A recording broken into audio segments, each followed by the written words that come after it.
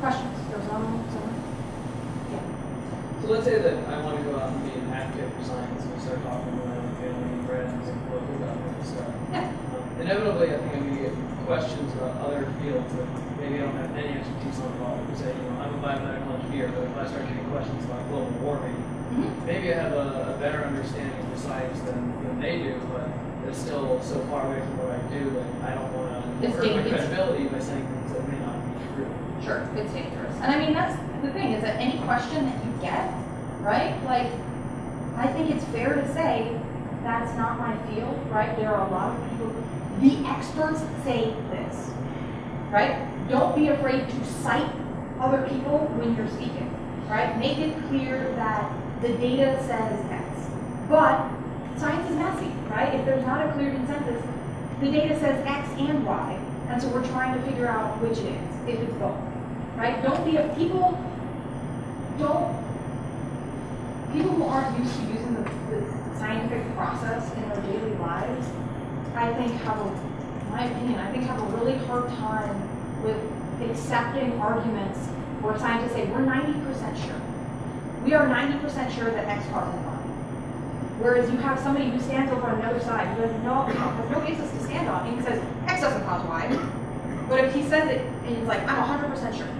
If people aren't used to accepting the level of uncertainty that comes with science, right? It's a fundamental part of the scientific method, is that there's always going to be some amount of uncertainty, so we want to reduce it as small as possible.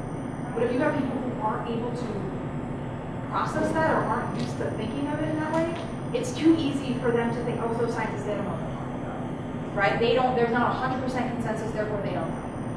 And it's too easy for them to be swayed by somebody who can stand up there with 100% confidence and say, it's this, even if it's completely wrong. And so that's what I really personally want to be able to have conversations with people and get people to understand. It's like, it doesn't have to be 100% for us to be sure. Right? And so that's what a really good, if questions come up and you're not an expert, you say, I can't personally speak to it. What I know the experts say is this, but it's not completely resolved yet. Right? And so I'm learning about it too. Let's learn together. So I think that's the way I would think. Anybody else? More pizza? Oh, Peter.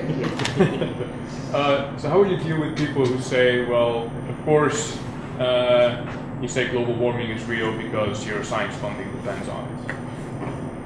So basically, do you just ignore those, or like how do you engage those people? Because it gets to the sort of fundamental credibility of science, right? It does. It gets to the fundamental credibility of science. That it's sort of the idea that you have somebody who is afraid to take drugs because all big pharma is bad, right? Because there was a study that showed it was safe, but it was funded by big pharma, so it must be biased. And so I definitely don't think that is an easy. I don't have a pill to give you to say but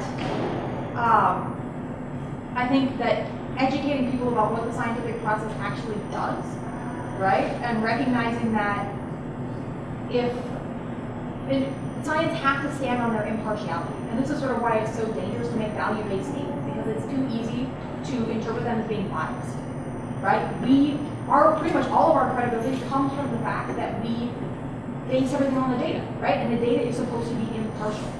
And if people believe that we are telling them what we want them to hear because we're going to make money, or because we're somehow going to get famous and paying for it, that's why the autism guy is so terrible, right? It's like you have defaced the name of all scientists everywhere, because now the scientists, people who see that, they're like, oh, well, he just falsified data. Everybody falsifies data, right? They just tell us what they want us to do.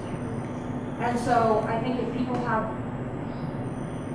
a better appreciation of the fact that most scientists are truly impartial, right? And you present yourself as being truly impartial, it shouldn't matter as much where you're coming from.